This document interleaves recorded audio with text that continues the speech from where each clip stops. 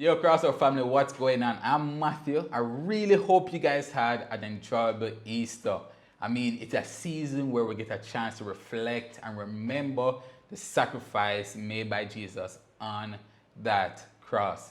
But today, we're actually going to be continuing our series that we started at the start of the month, What is Love? And we're going to be diving into our topic for today, loving the least. And let me clarify before I go. When I say loving the least or the least, I'm just speaking of those that are finding themselves in, less fortunate situations. And, we'll call them, we'll see them that they're, living in poverty. And we realize that we can always think of persons that really do find it difficult whilst they're in this current situation that they're in. So we're going to be covering that today. I'm actually going to be putting up a scripture from the Old Testament. I specifically chose the Old Testament because, a lot of us think that this message of love actually came, in the New Testament with the teaching of Jesus, right? But God has always required his people to extend love to the needy. So while you guys turn to our passage for today, which is going to be Ruth 2, I'll just give you guys some background of how we reached where we are, right? So in Ruth 1, we see a woman named Naomi who had a husband, two sons. The two sons got married, two daughters-in-law, one Orpha, one her name is Orpha, the other one is Ruth. But the husband passed, then the two sons passed, and so now she's left with her two daughters-in-law. She's saying to them, listen, they're living now in Moab, right? She's saying to them, listen, go back to your family, to your father, your mother, your homeland. Do that, remarry. I'm releasing you. You guys have the freedom to go, right? Orpha took that opportunity. She left, but Ruth decided she's going to stay with Naomi, right? And so both of them stayed together, and then they returned to Bethlehem. So that's the end of chapter 1, reaching to chapter 2, where we start off in verse 1 with the introduction of a relative of Naomi's past husband by the name of Boaz. And so the dialogue continues now, or it begins in verse 2 with Ruth asking Naomi, can I go and glean in the fields to try and get some food for us because them don't have no food, right? They just returned back to Bethlehem. Naomi said, yeah man, go ahead, go and glean. It happened up that Ruth ended up gleaning in the field of Boaz, who, as mentioned, is the relative of Naomi's husband, right? And so now we reach back here into the scriptures where we see Boaz now returning to Bethlehem, right? And in his return, he went to the overseer of the harvesters, and he's asked, like, who is this lady? Who is this lady, Ruth, right? And the overseer said, boy, that's Naomi's daughter-in-law. And then he heard the fullness of her story about who she is, what she has done, how she stuck and stayed loyal to Naomi during this hard time when she could really go back home and find fullness of life there, new husband, all of that, right? Without anything to hold her back. So we'll pick up now in verse 8, and we're going to just read in until when I decide I'm going to stop, cool? So in verse 8 it says, so Boaz said to Ruth, my daughter, listen to me. Don't go and glean another field and don't go away from here. Stay here with my servant girls, which the fields where the men are harvesting, and follow along after the girls. I've told the men not to touch you, and wherever you thirst, go and get water from the water jars that the men have filled. 10. At this, she bowed down with her face to the ground. She exclaimed, why have I found such favor in your eyes that you notice me, a foreigner? Boaz replied, I've been told all about what you have done for your mother-in-law since the death of her husband.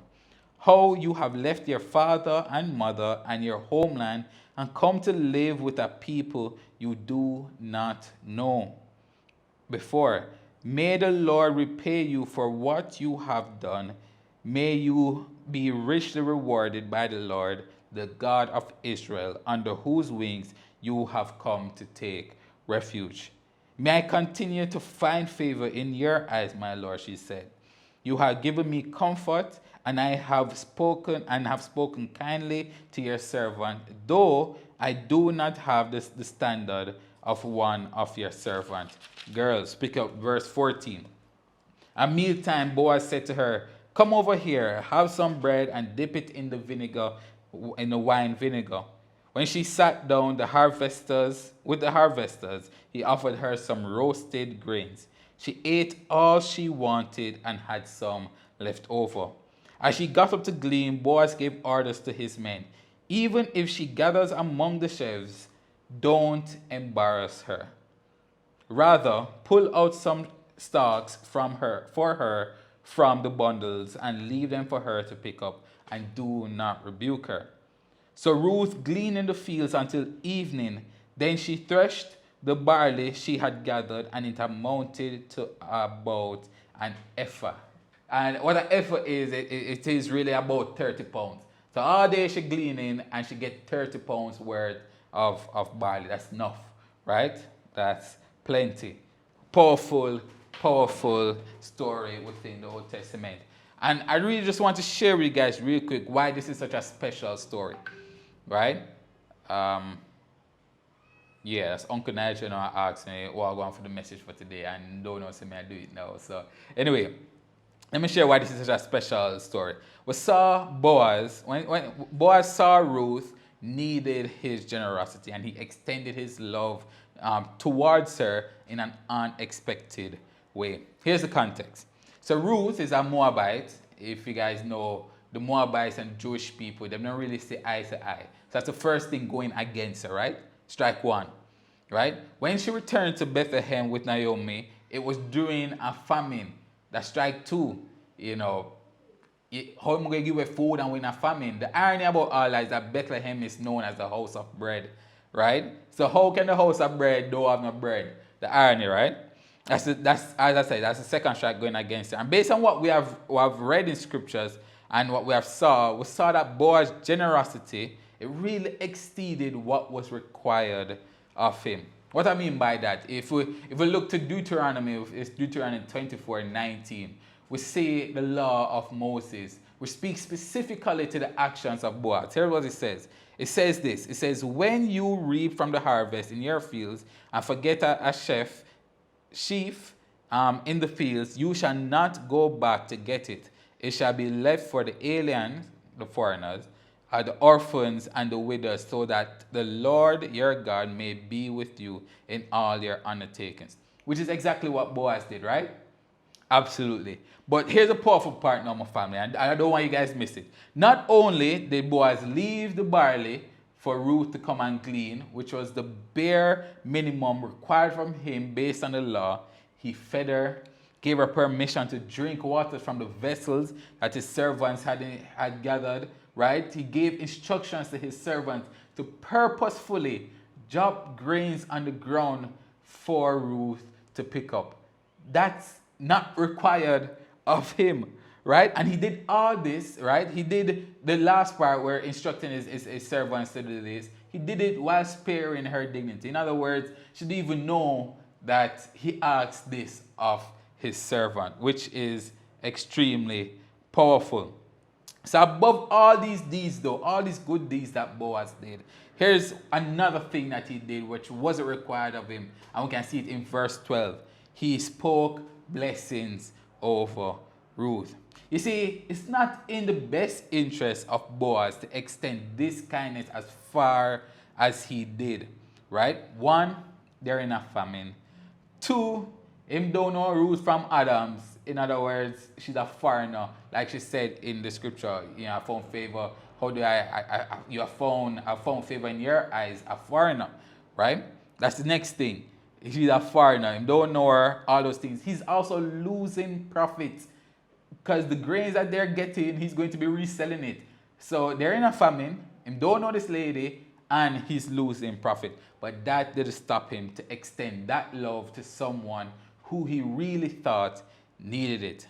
You see, my family, I really want to encourage you guys as I close to not only do the bare minimum, which is required of us, but to give of ourselves more when we see that persons are in need of our help. You know, and it's not to boost our ego so that we can boast, A matter of fact, the scripture speaks about, if we look to Matthew 6 and verse 3, it says, but when you give to the needy, right, do not let your left hand know what your right hand is doing. In other words, don't boast about your good doings, right? A matter of fact, Jesus continues in that same passage and says, who do boast have already received their rewards. In other words, my family, give and serve quietly. So as I close, I really want to just push this point even further. As we do good within the kingdom and for the kingdom, may we not only do the bare minimum, but may we extend ourselves further.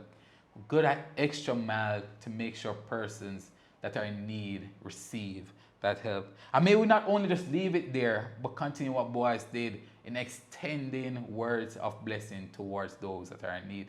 When we have interactions with persons, they should really leave empowered or encouraged, enlightened after having that conversation with us. And then last but not least, may we do all these good deeds, not so that we can boast, so that we're doing it unto God and for the glory of God.